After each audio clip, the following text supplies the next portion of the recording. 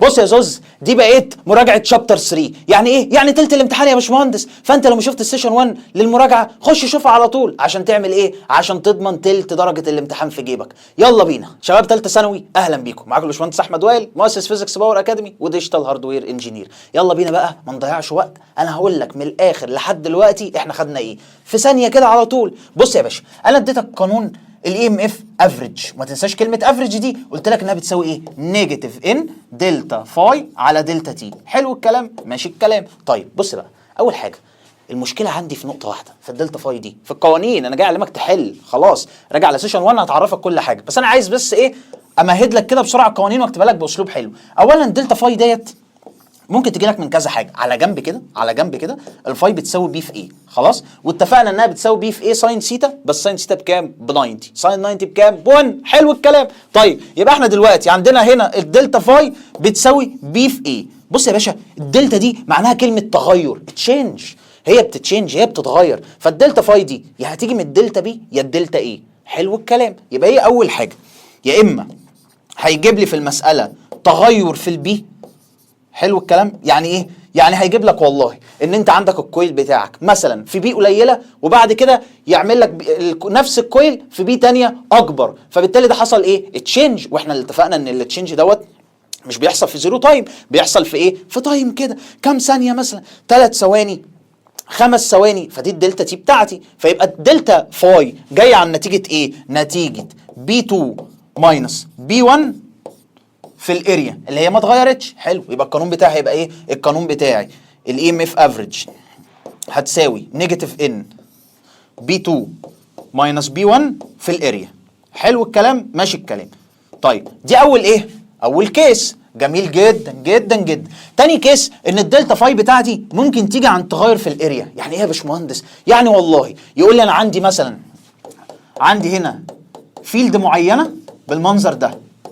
طيب وعندي كويل كده، كويل، ويجي يقول لك الكويل ده حصل له ستريتشنج. حصل له ايه؟ حصل له ستريتشنج. بص نفس الفيلد اهو، نفس البي بالظبط، ولكن الكويل الاريا بتاعته كبرت كده. الله، طب ما هو ده دلتا برضه فاي. ليه؟ لان الاريا بتاعتك كبرت، فالاريا بقت بتشوف فلكس اكبر، فبالتالي ده حصل ايه؟ يعني هي كانت بتشوف هنا فلكس قليل بسبب ان الاريا صغيره، هنا بقت بتشوف فلكس اكبر، فبالتالي ده ايه؟ ده دلتا فاي. قلنا الدلتا فاي بيعمل ايه؟ بيعمل انديوس دي ام اف. ما تركز بقى كده يا زوز. الله. طيب فهنا الفكره في ايه؟ هنا لعب على الاريا. يبقى الدلتا فاي بتاعتي هتيجي بين ايه؟ بي اللي هي كانت ثابته في دلتا الاريا. حلو الكلام. يعني هنا الدلتا فاي هفكها بي في A2 ماينس A1. بص يا باشا، اي دلتا بتقول التاني ناقص الاولاني. ايه التاني ناقص الاولاني يا زوز؟ A2 ماينس A1. حلو. يبقى القانون بتاعي هيبقى ايه؟ الانديوزد اي ام اف افريج بتساوي نيجاتيف ان، حلو الكلام، في بي اللي هي الثابته ما اتغيرتش، في ايه؟ في A2 ماينس A1 على الدلتا تي. بص يا باشا، الدلتا تي ديت الاريا دي اللي حصل لها ستريتشنج ما كانتش في زيرو تايم. ركز يا ابو حميد. بص مستر احمد قاعد اهو بيعمل ايه؟ قاعد بيتفرج على السيشن ببلاش، ويجي في الاخر اخر الشهر يقول لي ايه؟ هات فلوس يا باشمهندس، هات القبض. هو قاعد بيتفرج على سيشنز ببلاش، بتدفع بفلوس، طلبه بتدفع فلوس. فالفكره في ايه؟ الفكره هنا ان الاريا ديت قلت او زادت في ايه؟ في دلتا تي يا ابو حميد. ما تركز بقى. يعني ايه؟ يعني انت مثلا في 3 ثواني الاريا بتاعت الكويل زادت من 2 متر سكوير ل 4 متر سكوير في 2 سكند. يبقى الدلتا تي دي ب 2 سكند. وهنا هقول اريا 2 ناقص اريا 1، 4 ناقص 2، بس كده. يبقى ده هيبقى ايه؟ القانون وقتها. حلو حلو. في كيس تاني، ادي كده اول حاله، ادي كده تاني حاله. طيب بص بص بص، سكرين شوت. حلو الكلام. طب تعالى، ممكن برضو في فكه بقى اخيره، ودي اهم حاجه. بص يا باشا، اولا دي بتلخبط ناس كتير جدا. بص هو ممكن يجي يقول لك ايه؟ يقول لك انا هفك الدلتا فاي ديت، يقول لك مش هفكها البي ايه، لا انا هفكها فاي 2 ماينس فاي 1. ايه فاي 2 ماينس فاي 1؟ هقول لك فاي 2 ماينس فاي 1 اللي هو الفك البيزك العادي. اصل خد بالك، انا لو قلت دلتا مستر احمد، لا معلش خد بالك، انا بتكلم على مستر احمد اللي قاعد، مش بتكلم على، لو انا هتكلم عن نفسي اقول باشمهندس احمد، معلش. فاقول لو انا قلت مثلا دلتا احمد، عارف افكها ازاي؟ هفكها احمد 2 ناقص احمد 1. فهو راح لعب لك قال لك البيزك دلتا فاي فاي 2 ماينس فاي 1. حلو. على الدلتا تي بيغير لك بقى ازاي في الفاي دي؟ ان الكويل يلف يروتيت، ودي اهم حاجه في الجزء ده. بص بقى عشان اظبط لك الحاجه دي خالص. بص يا باشا، اول حاجه انا عندي نوعين من الروتيشنز. نوعين من ايه يا باشمهندس؟ من الروتيشنز. اوكي، اول حاجه يجي يقول لك الكويل هيلف، الكويل ستارت روتيشن فروم، بص بقى عد معايا، عد، نورمال، فيرتيكال، بيربنديكولار، كمل كمل كمل، زهقت، زيرو، انيشيال، فيرست ايه بوزيشن. يعني ايه؟ يعني هو بيقول لك يا حبيب قلبي ان الكويل هيبدا يلف من ايه؟ عندي كده فيلد اللذيذ بتاعي، الفيلد اهو اللي هو البي، خلاص. بص، والكويل ايه؟ الكويل نورمال كده، هيبتدي يلف من النورمال بوزيشن. النورمال بوزيشن يا باشمهندس، النورمال بوزيشن، مستغرب ليه كده يا زوز؟ النورمال بوزيشن اقدر اقول عليه ايه؟ فيرتيكال. طب ما هو فيرتيكال. اقدر اقول عليه بيربنديكولار. يا ابني ما هي النورمال هي بيربنديكولار. الله، طيب يبقى نورمال وفيرتيكال وبيربنديكولار، دي حاجه ما تنساهاش خالص. بس عشان خاطري، عشان خاطري اوعى تنسى زيرو بوزيشن او انيشال بوزيشن او فيرست بوزيشن. هو معتبر ان الانيشال من الروتيشن هو ده النورمال. يعني لو جه قال لك هو هيلف هيروتيت من الانيشال بوزيشن، تعرف ان هو هيلف من النورمال. لو جه قال لك هيلف من الزيرو بوزيشن، اعرف ان ده النورمال. طب واحد يقول لي يا باشمهندس عشان خاطري انا ما بحفظش، اعمل ايه؟ بص بقى، لو جيت تشوف النورمال تو ذا كويل هنا هتلاقيه اهو. الله، مش ده النورمال تو ذا كويل اهو؟ الكويل اهو. على فكره الكويل دوت عباره عن ايه؟ كانه كشكول كده، بلين كده، انا رسمه كده فيترسم خط عشان ده 2 دي، فالنورمال عليه اهو. قول لي كده النورمال عامل مع الفيلد انجل كام عشان خاطري؟ ها، عامل كام؟ عامل انجل زيرو مع الفيلد، صح؟ عشان كده جت من ايه؟ من كلمه زيرو بوزيشن. اوكي، افتكرها بالنورمال، الانجل بتاعت النورمال تو ذا كويل والفيلد زيرو، عشان كده تسمى ايه؟ زيرو بوزيشن. حلو، فهو هيستارت روتيشن فروم الزيرو بوزيشن. جميل جدا جدا جدا. اولا بقى القانون بتاعنا في الحاله ديت، في حاله الروتيشن انا طورته لك. انت يا باشمهندس يعني نيوتن يعني والناس الحلوه دي طورتها واحنا خدناها كتبناها لك، بس اكيد يعني ما حدش عمل قانون. القانون هيبقى ايه؟ هيبقى بي في ايه؟ في كوزاين سيتا 2 ماينس كوزاين سيتا 1 على الدلتا تي بتاعتي. بص بقى، اولا روتيشن يعني هتستخدم القانون ده، روتيشن يعني استخدم القانون ده، نيجاتيف ان بي في ايه كوزين سيتا 2 ماينس كوزين سيتا 1 على دلتا ايه؟ على دلتا تي. جميل. بص بقى، السيتا ديت اللي هي بتاعت الكوزين بين الايه؟ طبعا بص، اولا لازم تبقى فاهم طالما كوزين يبقى السيتا ديت بين النورمال تو ذا كويل وايه؟ والفيلد اهو. دي لمجرد المعرفه، بس لازم تبقى عارفها، لازم تبقى عارفها. ليه؟ يمكن يسالك فيها، يطلع لك واحد مريض مثلا يقول لك ايه السيتا دي بايه؟ فواحد يجي يقول لك بين الكويل والايه؟ والفيلد. صفر يا اسطى، صفر، هي بين النورمال تو ذا كويل والفيلد. حلو، بس انا بقى ايه؟ قلب ابيض قوي، فانا عايز افهمك السيتا دي تجيبها كده كده. بص كده، هنعمل ايه بقى؟ ببساطه خالص، اول حاجه طالما انت بدات روتيشن من نورمال يبقى السيتا 1 بصفر يا اسطى، بصفر، صفر ديجري يا زوز على طول، دي لازم تبقى معروفه. طب والسيتا 2؟ السيتا 2 هي الانجل اوف روتيشن. الله، يعني ايه؟ يعني هيجي يقول لك ايه؟ هيجي يقول لك في المساله كده بنفس الطريقه. بص، هيجي يقول لك ايه؟ كويل ميكس مثلا، خلاص، كوارتر سايكل فروم زيرو بوزيشن. وعلى فكره الحته دي هتيجي في الامتحان، هتيجي في الامتحان. هو بيحبها قوي عشان الناس بتلخبط ايه في السيتا. عارف ليه؟ عشان ما بياخدوش مع الباشمهندس احمد وائل، لكن انت يا زوز بتاخد معايا. وعلى فكره انا اقسم بالله نفسي كل الطلبه اللي بتتابعني يوتيوب بقى، سايت، في اي حته، نفسي كلهم يقفلوا، ودي اكتر حاجه هتبسطني من الاخر. فاول حاجه قال لك الكويل ميكس كوارتر سايكل فروم زيرو بوزيشن. عارف تعرف ايه؟ اول حاجه تقول ايه؟ تقول زيرو بوزيشن هو بدأ اللف من زيرو بوزيشن، يعني هو بدأ اللف من النورمال. فباشمهندس احمد قال لنا ايه؟ قال لنا سيتا 1 بزيرو، راح ماسك القانون ده معوض هنا اول حاجه بزيرو ديجريز، اول حاجه. تاني حاجه هو لف كوارتر سايكل، يعني لف ايه؟ 90 درجه. فباشمهندس احمد قال لنا لما تيجي تلف من النورمال السيتا 2 ديت هي بتبقى الانجل اوف روتيشن، يعني الثيتا 2 هنا ايه 90 درجه. جه قال لك ايه؟ جه قال لك لف والله 180 درجه، جه قال لك لف 120 درجه، يبقى ثيتا 2 بكام؟ ب 120. لف 180 يبقى ثيتا 2 ب 180. لف احمد ديجريز يبقى ثيتا 2 احمد ديجريز. ببساطه خالص. حلو حلو، دي اول حاجه عايز اعرفها لك هنا. جميل جميل، خدها برضو سكرين شوت. طب لو هو بدأ اللف من البارلل بوزيشن. البارلل يا باشمهندس يا عمال مستغرب انت يا زوز من حاجات كتير قوي النهارده ليه كده؟ بص بقى، لو جه يبدا اهو كويل ستارتس روتيشن فروم، عد بقى معايا، بارلل او هوريزونتال او ايه كمان عشان خاطري ماكسيمم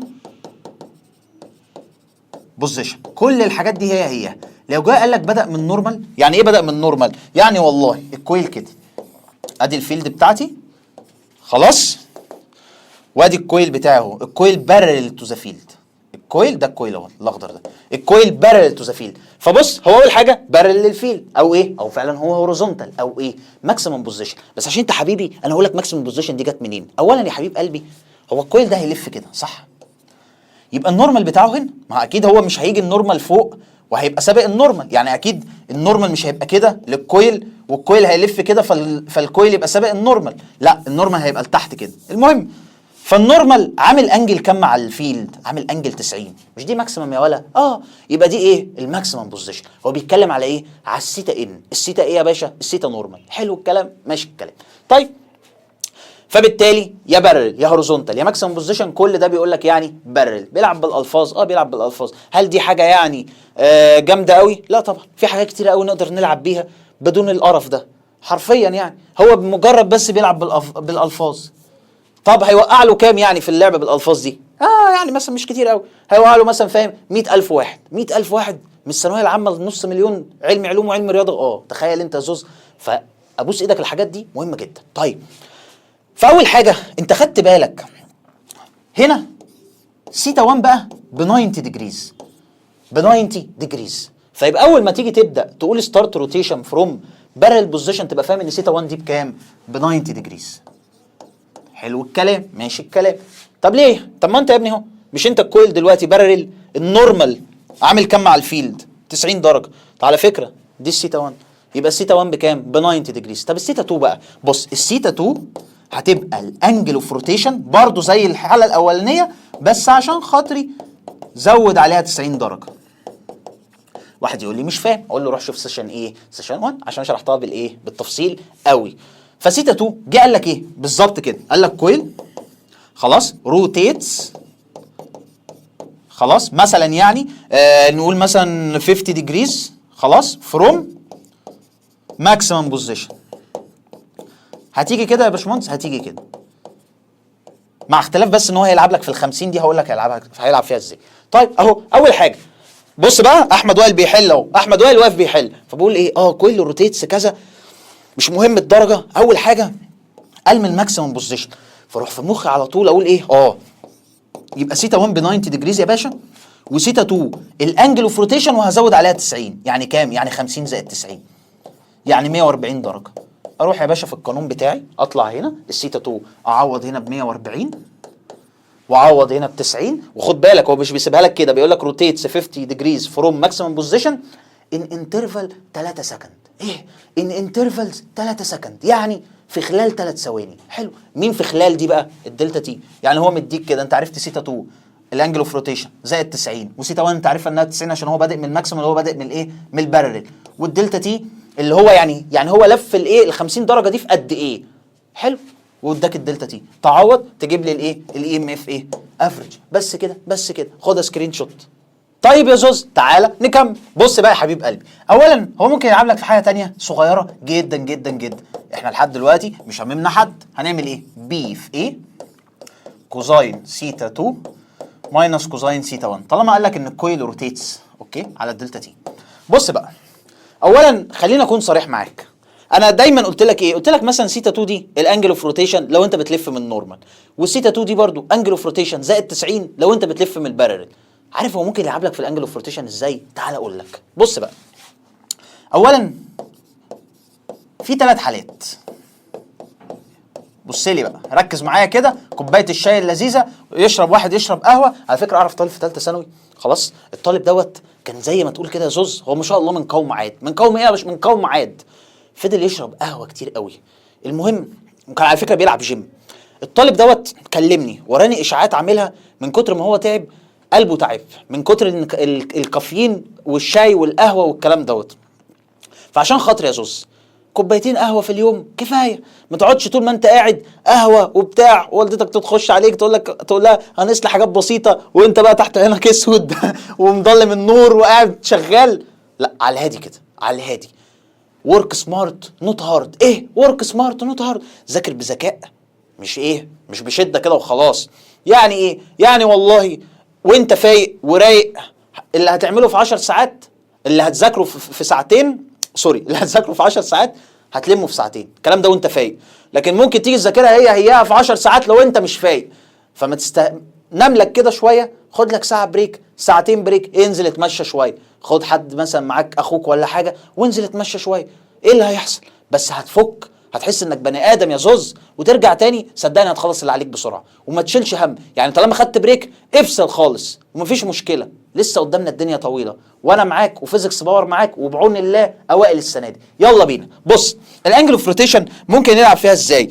بص بقى يا زوز، اول حاجه ممكن يديها لك دايركت. يعني ايه دايركت؟ يجي يقول لك لف 90 درجه اهي، الكويل روتيتس مثلا 90 ديجريز 50 ديجريز مثلا، فاهم، 180، اي حاجه. المهم هيديها لك انجل، يعني بص دايركت كده، فانت تاخدها وتعوض بيها زي ما ايه ما اتفقنا. لو انت فروم نورمال خدها زي ما هي، لو فروم بارل زود عليها 90 وتبقى دي السيتا 2 بتاعتك. مش قصتنا. بص بقى تاني حاجه ممكن بقى يغلس عليك، يجي يقول لك ايه؟ يجي يقول لك مثلا كويل روتيتس، ركز بقى يا زوز، كوارتر سايكل. طب ما دي عارفينها يا باشمهندس 90، يعني ما جبتش الدين من ديله. حلو كده، مش انت بتقول كده؟ وانا على 30 سايكلز. يلا ها، يلا ورينا هتعمل ايه بقى. وانا على 12 سايكل. بص يا حبيب قلبي، عارف هتعمل ايه؟ ببساطه خالص هتاخد الرقم ده الربع او 1 على 30 او 1 على 12، تعرف هتعمل ايه؟ هتضربها في 360 وكده جبت الايه؟ الانجل من الاخر. يعني انت اساسا عرفت منين ان الكوارتر سايكل ب 90؟ انت في دماغك حافظها انها ب 90، لكن قبل ما يقولوا انها ب 90 كانوا مسكوا الكوارتر ضربوها في 360 لقوا انها ب 90. شفت؟ بسيطه قوي. هتمسك الواحد على 30 هتضربها في 360، كده طلع لك الانجل اوف روتيشن بالشكل اللي احنا بنحبه ده. بس طيب تعال نشوف لون تاني. مفيش الوان تانية يا زوز. بص بقى تالت حاجه بقى، ودي انا متوقعها جدا، يجي يقول لك الكويل روتيتس، ركز ركز ركز ركز، بص هيقول لك الكويل روتيتس مثلا 4 سكند 4 سكند خلاص. ويجي يقول لك ان البريودك تايم ب 8 سكند. ايه بقى الكلام ده؟ يجي يقول لك الكويل لف 4 ثواني، لف 4 ثواني. سيبنا بقى من حته انه لف من نورمال ولا لف من بارل، المهم انه لف 4 ثواني. ويجي يقول لك مديك البريودك تايم ب 8 سكند. بص بقى يا حبيب قلبي، اولا هنا هتعمل ايه؟ ولا اي حاجه. مش هو لف 4 ثواني ومديك البريودك تايم، وخد بالك هو يقول لك لف 4 ثواني وير البريودك تايم 8 سكند. عارف دي هتعمل بيها ايه؟ اقول لك انا بقى. بص هتقول لي ال 4 سكند على 8 سكند دي كده معناها هاف سايكل. يعني ايه؟ يعني من الاخر لو جينا رسمنا ويف مثلا، لو جينا رسمنا ويف كده خلاص، فهو بيقول لك ايه؟ بيقول لك والله البريودك تايم ب 8 سكند، يعني التايم ان انت تعمل لفه كامله ب 8 ثواني. فهو قال لك انا ايه؟ لفيت 4. حلو، يعني النص ده. الله، طب بص مش دي كده هاف سايكل؟ طب عملت ايه يعني؟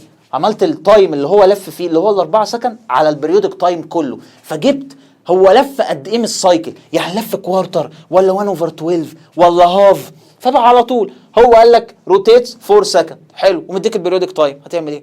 ال 4 سكند على البريودك تايم، جبت هو لف قد ايه سايكل. شوف الكلمه كام سايكل، لف كام سايكل، ف 4 على 8 عرفنا ان هو لف ايه؟ هاف سايكل. هتعمل ايه بعد كده؟ هتضرب دي في 360 اهي، ملتبلاي 360، عرفت كده ان هو ايه؟ الانجل اوف روتيشن ب 180 اهي، الانجل اوف روتيشن. وعلى فكره دي متوقعه برضو السنه دي. من الاخر هي قاعده واحده والقانون واحد، بس هو بيقعد يلعب لك ايه بالالفاظ بس كده. طيب خد دي برضو سكرين شوت كده عشان دي مهمه قوي، ركز بقى معايا. الحقيقه ان هو ممكن يلعبك لعبه تانية صغيره قوي كده، هقول لك ايه هي. بص بقى وركز معايا. بص يا زوز، بص ايه هي بقى اللعبه؟ اقول لك انا، صلي على النبي وقول ربنا يرزقنا الفهم. اولا ممكن يديك الفريكوانسي مثلا، ممكن يديك الفريكوانسي ويجي يقول لك ايه، يقول لك كده، يقول لك على فكره ما يدكش تايم، مش هيديك دلتا تي ديت، دلتا تي دي مش موجوده، يعني دلتا تي از نوت جيفن. الله، طب انا هعمل ايه يعني؟ هعمل ايه؟ وجا قال لك ايه بقى؟ بص، جا قال لك ان هو مثلا روتيتس اهو، الكويل روتيتس هاف سايكل. هنعمل ايه؟ بص بقى، لا خلينا ايه نكتبها كده بطريقه جميله جدا جدا جدا. بص بقى، اولا هو مش مديك دلتا تي صح؟ هنعمل ايه؟ ومديك فريكونسي. بص بقى يا زوز، اولا الموضوع هنا في فكه صغيره هنا، عارف القانون ده ممكن نحوله لايه؟ الحته هنا في فكه كده، الدلتا تي ديت. بص يا حبيبي، اول حاجه الدلتا تي دي ممكن ما يديهاش. ايه ممكن ما يديهاش يا باشمهندس؟ احنا ناقصين. ممكن ما يديهاش، بس اقول لك تعمل ايه بقى. بص انا عايز اقول لك حاجه بسيطه، هو لو جه قال لك الكويل روتيتس مثلا يعني هاف سايكل، او احنا كنا قايلين هنا اي هاف سايكل، نفس المثال ده. عارف هاف سايكل دي معناها ايه؟ يعني هو لف نص دوره او نص لفه. عارف ده معناه ايه؟ تعالى كده، فاكر الويف دي؟ يا باشمهندس احنا معديين الويفز في ثانيه ثانوي بالعافيه، جايبها ليه دلوقتي؟ بص الويف دي بتتعمل في حاجه اسمها بريودك تايم. ايه بريودك تايم؟ يعني من الاخر ايه البريودك تايم؟ يعني ده الزمن اللي خده الكويل عشان يعمل كومبليت سايكل، عشان يلف لفه كامله. يعني من الاخر اللفه الكامله هو بيلفها مثلا في 4 ثواني. عارف يعني البريودك تايم بكام؟ ب4 ثواني يا ولد. يعني لو جه لك مثلا الكويل لف 8 ثواني تبقى فاهم ان هو لف 2 سايكل ببساطه خالص. فالفكره في ايه؟ الفكره اللي هو جه قال لك مثلا هو لف نص سايكل. نص سايكل دي يعني ايه؟ يعني هاف في البريودك تايم. نص سايكل اهي، بص لف نص سايكل يعني نص البريودك تايم. يبقى ايه؟ يبقى هو لف نص البريودك تايم. عارف مين نص البريودك تايم دي اساسا؟ الدلتا تي. بس كده. ما هو قال لك هو مش محتاج يديك زمن اساسا، هو جه قال لك ايه؟ انا لفيت نص سايكل. يعني بقى انا لو انا معايا البريودك تايم خلاص هضرب في نص، جبت الدلتا تي. انا عرفت هو لف من هنا. بص عشان ما لخبطكش، انا عرفت من مثلا لو احنا بنلف من نورمال، انا عرفت هو لف من نورمال كده ربع سايكل. لا خلينا ايه، خلينا ربع. لو انا لفيت ربع سايكل كده اهي، لف من نورمال ربع سايكل، وجي قال لك انا لفيت، انا كده عرفت ان انا لفيت ربع البريودك تايم. يعني انا لو بنقول البريودك تايم بتاعي مثلا ب 8 ثواني خلاص، ربع في 8 بكام؟ ب 2 ثانيه، ب 2 سكند. يبقى انا عارف ان انا من هنا لهنا خدتها في انترفال كام؟ 2 سكند. يعني الدلتا تي بكام؟ ب 2 سكند. اصحاب البصمجيه، زوز البصمجي، الدلتا تي بكام؟ ممكن افكها ان في تي. ان دي مين يا باشا؟ ان دي اللي هي اللي بتبقى جنب السايكل دي. كام السايكل؟ كم من ايه؟ كم السايكل. وافهمك تجيبها ازاي. يعني من الاخر لو جه قال لك مثلا لفيت، انا بكلمك لو هو مش مديك البريودك تايم اساسا، يعني اللي بكلمك لو هو مش مديك الدلتا تي، وجه قال لك الكويل اهو روتيتس 1/12 سايكل. عارف يعني ايه 1/12 سايكل؟ يبقى انت تبقى عارف ان الدلتا تي بتاعتك 1/12 في البريودك تايم. من الاخر ليه؟ لان انا فهمتها لك. لما يكون عندك السايكل كامله، السايكل كامله عشان الفها باخد بريودك تايم. حلو، طب انا لفيت نص، يبقى انا خدت كام؟ نص البريودك تايم. طب انا لفيت 1/12، يبقى انا خدت كام؟ 1/12 في البريودك تايم. دي الدلتا تي بتاعتي. بس المصيبه في هنا ايه؟ اللي ممكن ما يبقاش مديك اساسا ايه البريودك تايم دي. هنعمل ايه؟ بص هقول الافريج بتساوي نيجاتيف ان كوزاين سيتا 2 ماينس كوزاين سيتا 1. ما تنساش تضرب في البي اي يا زوز، اوعى تنساها. بص بقى هكتب هنا ان، بس هيبقى ناقص لي حاجه، هيبقى ناقص لي حاجه اهي. بص بقى، هو انا عملت ايه؟ انا اتخليت عن البريودك تايم اللي تحت دي صح؟ عارف عملت ايه؟ ناقص هنا ايه؟ ناقص نجم الليله. مين نجم الليله؟ الفريكونسي. بس كده. ليه؟ لان الفريكونسي بيساوي 1 على البريودك تايم صح؟ انا عملت ايه؟ ما انا عندي هنا طالما هي تحت، هنا تحت في ان صح؟ وفي تي، عارف التي دي انا ممكن اطلعها بره 1 على تي، 1 على تي ما هي تحت، ما هي في الفراكشن صح؟ فاعمل ايه؟ ال1 على تي دي هطلعها فريكونسي، هي الفريكونسي. فبالتالي انت ممكن تحفظ القانون يا اما نيجاتيف ان بي في ايه كوزين سيتا 2 ماينس كوزين سيتا 1 على دلتا تي، او ان في البريودك تايم، او تحفظها نيجاتيف ان في هنا نيجاتيف ان في بي اي في كوزين سيتا 2 ماينس كوزين سيتا 1 في الفريكونسي على ان. والان ديت ممكن تجيبها من الانجل اوف روتيشن. ازاي؟ تعجبني. بص، اول حاجه دي بتساوي الانجل اوف روتيشن على 360 من الاخر. دي يا ابني اللي كانت بتتكتب جنب السايكل، هاف سايكل، كوارتر سايكل، 1 اوفر 12 سايكل. طب لو جاي لك انا لفيت 50 لفه، لفيت خليها مثلا 90 عشان انت بتحب ال 90، عارف يبقى لف كام؟ 90 على 360 اللي هي ربع سايكل، يبقى الان بربع بس كده، وساعتها هيديك الفريكونسي. وكده ايه؟ خلصت بس كده. يبقى الموضوع ان انت عندك كذا حاجه. لو هو مديك الدلتا تي ومظبطها لك، استخدم القانون اللي فوق عادي. طب لو الدلتا تي مش جيفين، هيديك الفريكونسي. فقال لك الكويل روتيتس هاف سايكل، حلو، هتيجي تستخدم القانون ده. فريكونسي معايا، ان معايا، الستات دي انا ظبطتها خلاص، بي في ايه اكيد معايا، الان بكام؟ بهاف. وابقى انا كده ايه؟ خلصت يا ابني، خلصت. انت مستني ايه؟ احنا مسكنا الحته دي دعكناها. يبقى الان يا اما هتجيبها الانجل اوف روتيشن على 360، او هو هيكرمك ويجي يقول لك هو لف 1 على 12 سايكل مثلا وخلاص، او هيجي يقول لك ايه؟ لفيت مثلا، بص، لفيت 3 سكند. حلو؟ طيب، ومديك الايه؟ البريودك مثلا ب6 سكند، يبقى انت لفيت كام يا ابني؟ يبقى انت لفيت هاف سايكل. ليه؟ لان انا هعمل التلاتة على البريودك تايم، هبقى انا كده جبت ايه؟ جبت انا لفيت كام لفه. بس في واحد شاطر هنا انا مستني يقول لي حاجه، هو الدلتا تي هنا بكام في الحاله دي؟ لو جه قال لك انا الكويل روتيتس اهو، قال لك الكويل روتيتس 3 سكند والبريودك تايم ب6 سكند. اولا في سؤالين هنا، الدلتا تي بكام؟ ده نمره 1. 2، هو انا هعرف منين انا لفيت كام سايكل عشان اجيب الانجل اوف روتيشن؟ بص، تعال نجيبها على جنب. يبقى قال لك ايه؟ قال لك الكويل روتيتس 3 سكند ومديك البريودك تايم ب6 سكند. هنا انا عايز اعرف معلومتين. اول حاجه اعمل ايه؟ هو قال لك هو لف 3 ثواني صح؟ يبقى ده الزمن اللي خده ايه؟ ده الزمن اللي خدوه في اللفه، يبقى ده ايه؟ ده الدلتا تي. ده اول حاجه. يبقى انا جبت من المعلومه دي الدلتا تي. تاني حاجه انا عايز اجيب الانجل اوف روتيشن، هو لف قد ايه يعني؟ تعال هروح اعمل ايه؟ ال3 سكند زي ما اتفقنا على البريودك تايم اللي هي ال6، يعني كاني عملت ايه؟ كاني عملت تي سمول على تي كابيتال، عشان اعرف انا عايز اعرف هو لف كام سايكل. فكده انا فهمت انه لف كام؟ هاف سايكل. طب ما هاف 360 انا كده جبت كام؟ 180. بس الانجل اوف روتيشن بكام؟ ب 180 اهو. هرجع لقانوني الحلو، هقول نيجاتيف ان في بي اي كوزين سيتا 2 ماينس كوزين سيتا 1 على الدلتا تي. دي معايا بكام؟ ب3.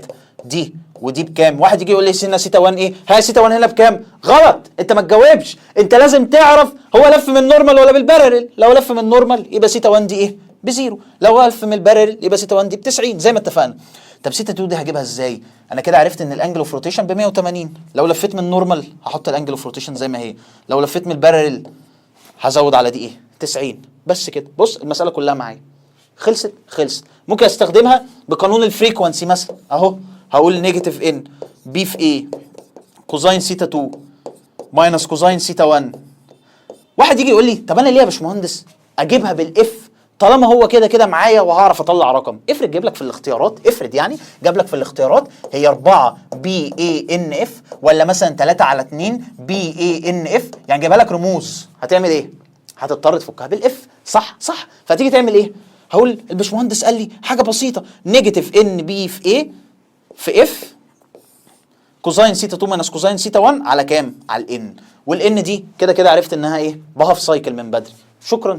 ساعتها لما تيجي تعوض يبقى انا عارف ان هنا في هاف وهنا نيجاتيف ان بي اي في اف كوزين سيتا 2 اللي هي كوزين 180. لو هنا روتيتس فروم نورمال باخد الانجل اوف روتيشن زي ما هي اهو، 180 ناقص كوزين سيتا 0 على الان اللي هي بايه؟ بهاف. طبعا تحت اللي تحت هيطلع فوق، يعني دي هتطلع تتضرب فوق ايه ب2 بس. شفت الموضوع بسيط ازاي؟ طبعا يا زوز يبقى خد ايه سكرين شوت عشان لو الحاجات دي ايه جات لك. طيب انا واخدك على الحامي قوي ودي مش من طبيعتي الصراحه، ولكن انا عايز افصلك بقصه بسيطه. الحلقه ديت سبونسرد باي اخفاقاتي في الكليه. ايه اخفاقاتي في الكليه يا باشمهندس؟ ما انت من ساعه ما ابتديت معانا ذكرياتك في الكليه الصراحه مش قد كده، ده اللي انا حسيته.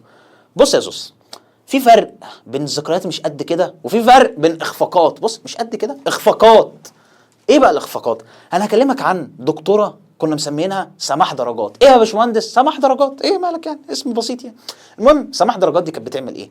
كانت بتعمل غرامات في قلب المحاضره. اول حاجه كانت بتقول لك اي حد مش هيحضر المحاضره هيبقى عليه غرامه 50 جنيه. ايه 50 جنيه؟ بص 50 جنيه. فبيني وبينك يا زوز انا كنت بعمل ايه؟ كنت بروح بصراحه، كنت بنام وما بروحش. بقول 50. فالمهم عديت اسبوع في اسبوع في اسبوع، فانا في فلوس عماله تتصرف، فقلت اما اروح احضر. فمره من نفسي رحت حضرت. اول ما دخلت كده يا زوز المحاضره الساعه 8 خلاص، انا دخلت 8 ودقيقتين يا زوز حرفيا. اقسم بالله 8 ودقيقتين. بفتح الباب كده لقيت والله يا زوز واحده كده قاعده في اول الصف بتبص كده من ورا وايه وبتكتب حاجه كده. انا بيني وبينك ايه بقول لها احنا مش ناقصين عبط بقى على الصبح. فراحت الدكتوره قالت لي ايه كتبتيه؟ فقلت يبقى هي بتكتبني فعلا. فقلت في حاجه يا دكتور؟ قالت لي انت مش متاخر، غرامه 20 جنيه. ايه غرامه 20 جنيه عشان انت جاي ايه متاخر؟ يبقى اول حاجه خسرتني 20 جنيه فاهم، وانا جاي عشان ما اخسرش ال 50. فمن بدايه القصيده زفت. المهم جيت اقعد قدام البنشات فاضيه قدام. فالمهم جت قالت لي ايه يا باشمهندس هتقعد قدام هتدفع 10 جنيه. قلت لها ليه يا دكتور في ايه؟ قالت لي اصل الناس اللي بتيجي متاخره على دقيقتين، الناس اللي هتيجي متاخره بتقعد ورا. قلت لها خلاص هقعد ورا. رحت قاعد ورا. المهم يا زوز قاعد لا بيا ولا عليا.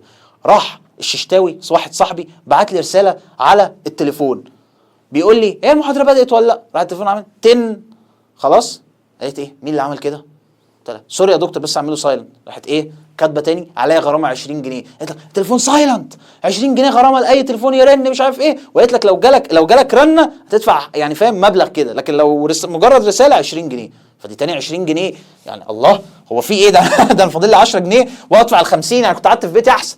المهم شويه كده يا زوز قمت نايم. ايه نايم ما خلاص تعبت، ما هي شرحها يعني مش احسن حاجه الصراحه. فالمهم نمت صحيت جنبي زحمه اتاري بريك كده لان هي كانت مديانا 3 محاضرات ورا بعض. ثلاثه يا باشمهندس. المهم خدت بريك الاقي ورقه مكتوبه يا زوز جنبي كده محطوطه في ايديا كده عليك غرامه كذا عشان انت نمت. هو في ايه؟ هي بتلم يعني انا فاكر ان احنا كنا بنقول ايه هي بتلم كارته ولا هتدفع قسط الديفندر مثلا ولا ايه؟ انا مش فاهم. ورحت دافع غرامه تاني.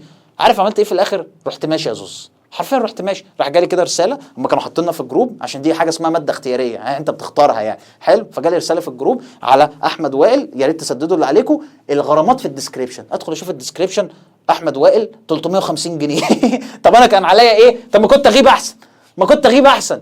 وحرفيا لمت مننا فلوس قد كده يا زوز وفي الاخر عملت بيهم ايه؟ تعرفش تحس ان هي كانت بتقسط حاجه مثلا. فدي من ضمن اخفاقاتي في الكليه. يلا نكمل. طيب اخر حاجه بقى هقولها لك عشان نخش على الجديد لان الجديد شديد يا زوز.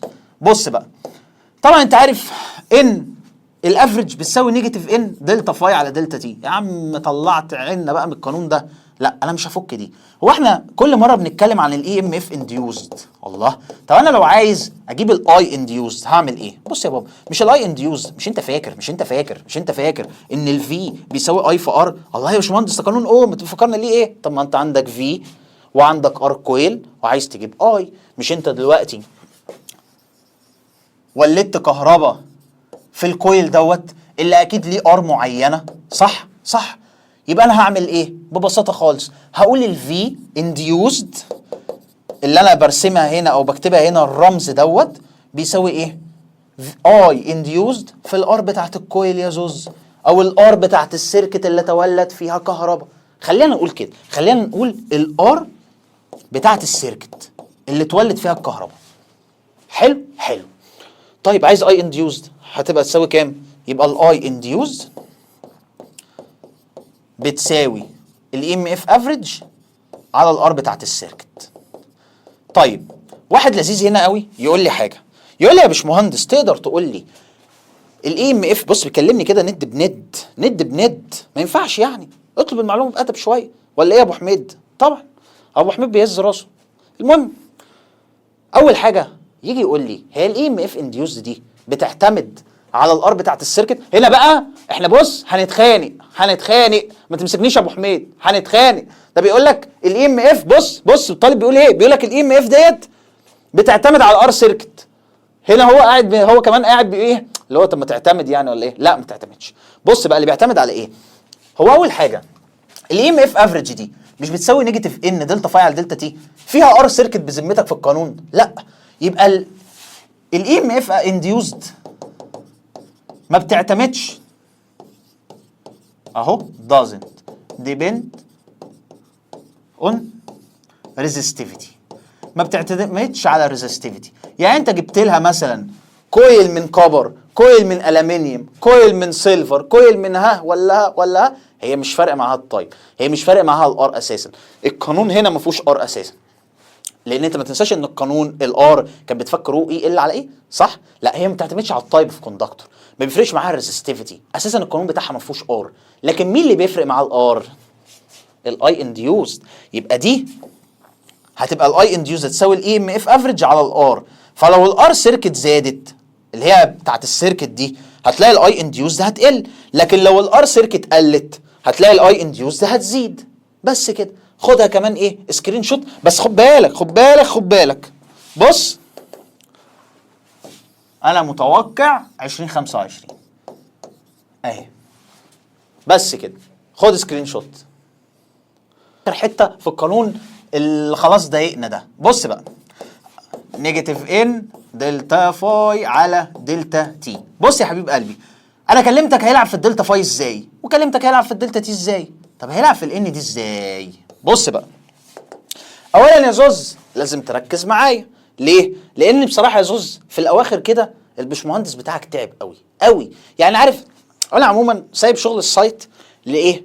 ليه تيم قاعد على السايت خلاص، ما بيبعتوليش غير في اللحظات القصوى، يعني مثلا في مشكله كبيره مش عارف ايه. فكنت قاعد كده يا زوز، يعني قاعد كده بفكر وبتاع، لقيت رساله جات لي من تيم السايت بيقول لي يا باشمهندس في طالب نقبله ولا لا؟ فقلت له طب ايه يعني في ايه؟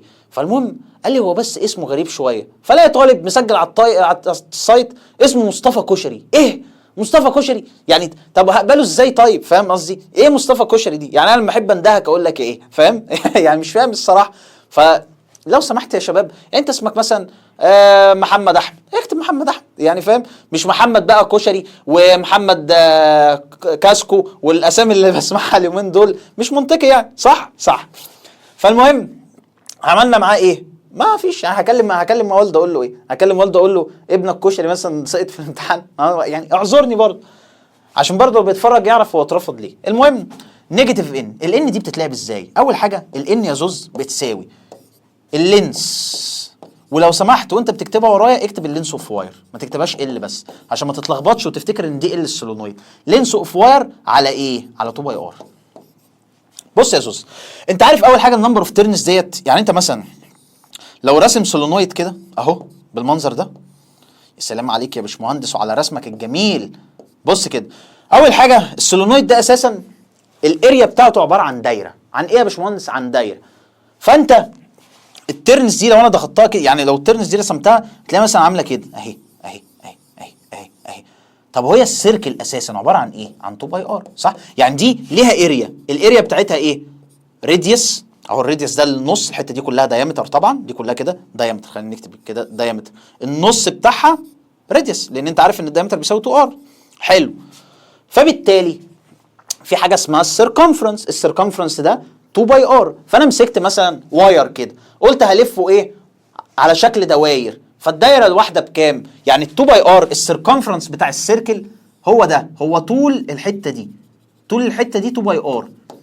فانا عايز سلك اقسمه ايه؟ نمبر اوف تيرن جنبها نمبر اوف تيرن جنبها نمبر اوف تيرن جنبها نمبر اوف تيرن، يعني 2 باي ار بلس 2 باي ار بلس 2 باي ار بلس 2 باي ار بلس 2 باي ار. فانا عايز اعرف انا عندي كام 2 باي ار. هعمل ايه؟ هجيب الخيط بتاعي دوت اقسمه على 2 باي ار، اللينس اوف واير اقسمه على 2 باي ار، هيجيب لي الايه؟ النمبر اوف تيرنز. فدي حاجه ممكن يعملها لك. او يجي يقول لك الان، ايه الان دي بقى؟ الان دي نمبر اوف تيرنز اهو بير يونت لينس. ركز بقى معايا عشان دي مهمه قوي. يعني من الاخر ممكن يديك الان دي بتساوي ايه؟ الان دي بتساوي النمبر اوف تيرنز على اللينس اوف سولينويد، وعشان خاطر اكتبها اللينس اوف سولينويد اهو.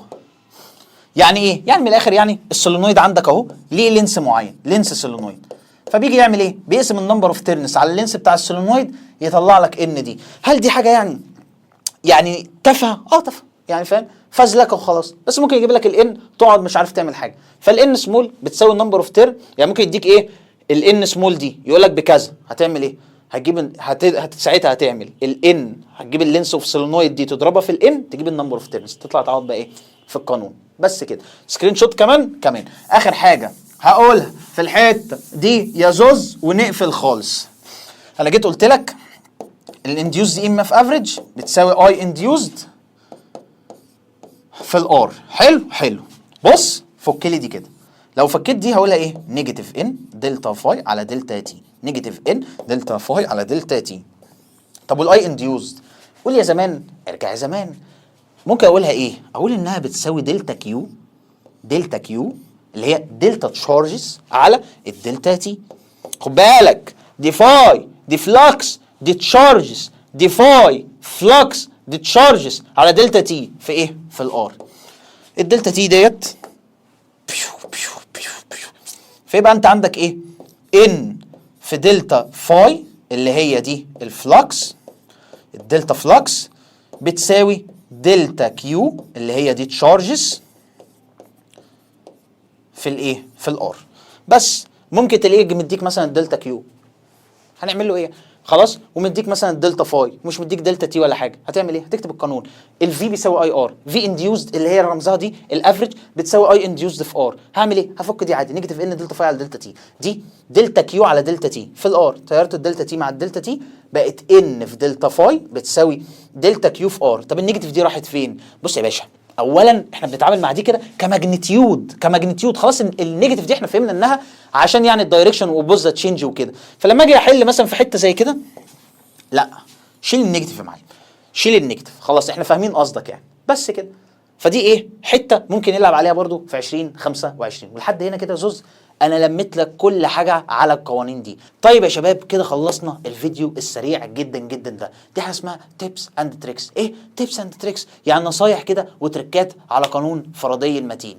وان شاء الله تابعوا معانا عشان انا ناوي الم لك شابتر 3 ايه كله، وان شاء الله تضمن تلت درجه الامتحان يا بطل. انا فخور بيك جدا ان انت مكمل لحد هنا. طلاب ثالثه ثانوي اشوفكم على خير، سلام.